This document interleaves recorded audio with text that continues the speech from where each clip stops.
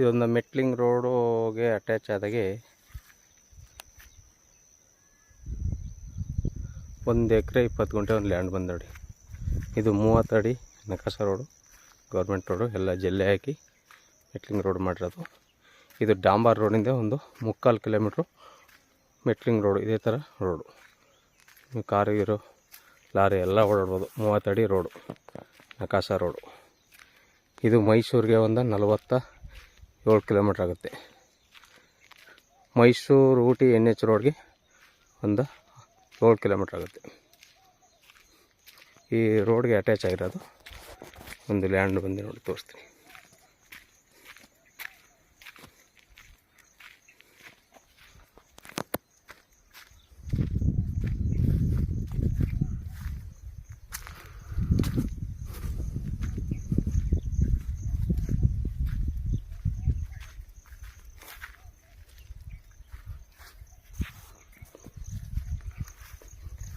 ಆ ಜೋಳದೊಳ್ಕಂತ ಅದೇ ಅಂಚು ಆ ಕಡೆ ಪೂರ್ತಿ ಬೇಲಿನ ತೆರವು ಮಾಡಬೇಕು.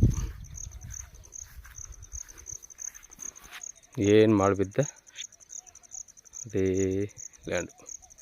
ಆ ಕಡೆ ಆ ಜೋಳಕ್ಕಂತ ಅಲ್ಲಿಂದ ಈ ಮಾಳ, ಈ ಕಡೆ ಈ ಜೋಳಕ್ಕಂತ ನೋಡಿ ಇಲ್ಲಿಂದ ತೆಗಿ, ಈ ಲೈಟ್ ಕಂಬದಿಂದ ಈ ಕಡೆಗೆ ಸ್ಟ್ರೈಟು ಉದ್ದ.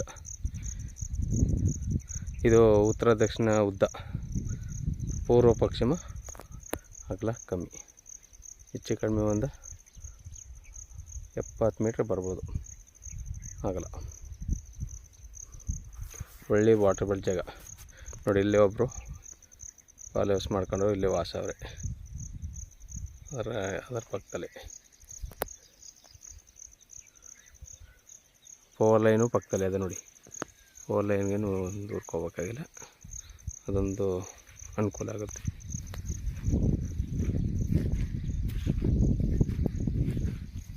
ಇದು ಮಣ್ಣು ಸ್ವಲ್ಪ ಬ್ಲ್ಯಾಕು, ಫುಲ್ಲು ರೆಡ್ಡು ಅಲ್ಲ ಬ್ಲ್ಯಾಕು ಅಲ್ಲ, ಆ ಥರ ಸ್ವಲ್ಪ ಬ್ಲ್ಯಾಕ್ ಏನಿ.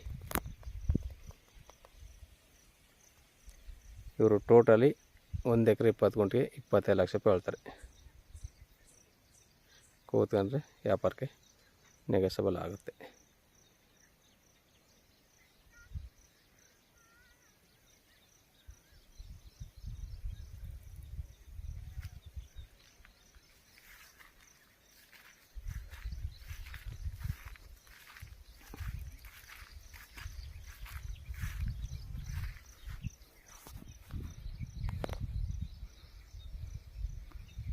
ಆಮೇಲೆ ಕಂತ ನೋಡಿ ಅಲ್ಲಿ 1 ಗಂಟೆ ಸ್ಟ್ರೈಟ್ ಉದ್ದ 1.5 ಎಕರೆ.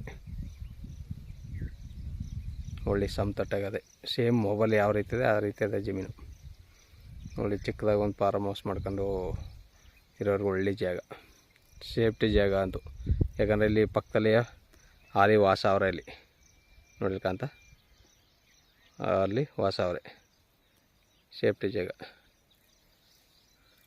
ಚಿಕ್ಕದಾಗಿ ಒಂದು ಫಾರ್ಮ್ ಹೌಸ್ ಮಾಡ್ಕೊಂಡು ಸಾಕು, ನಮ್ಗೆ 1.5 ಎಕರೆ ಅಂತ ಇರೋ ಹೇಳ್ಕೊಂಬರ್ಗೆ ಒಳ್ಳೆ ಜಾಗ ನೋಡಿ. ಸರ್ ಬೇಕಂದ್ರೆ ಕೆಳಗಡೆ ನಂಬರ್ ಕೊಡ್ತೀನಿ, ಕಾಲ್ ಮಾಡಿ. ಧನ್ಯವಾದಗಳು. 1.5 ಎಕರೆ, 1 ಎಕರೆ 20 ಗುಂಟೆ ರೋಡ್ಗೆ ಅಟ್ಯಾಚ್ ಆಗಿರೋ ಲ್ಯಾಂಡು. ಯಾರು ಅಲ್ಲಿ ಮೇಲೆ ಹೋಗ್ಬೇಕು ಅನ್ನೋಗಿಲ್ಲ, ಯಾರು ತಂಟೆ ತಗರಲ್ಲಿ ಏನಿಲ್ಲ ಜಾಗ. ಜನರಲ್ ಪ್ರಾಪರ್ಟಿ ಲಿಂಗಾಯತ್ರ ಅದು ನೋಡಿ. ಧನ್ಯವಾದಗಳು.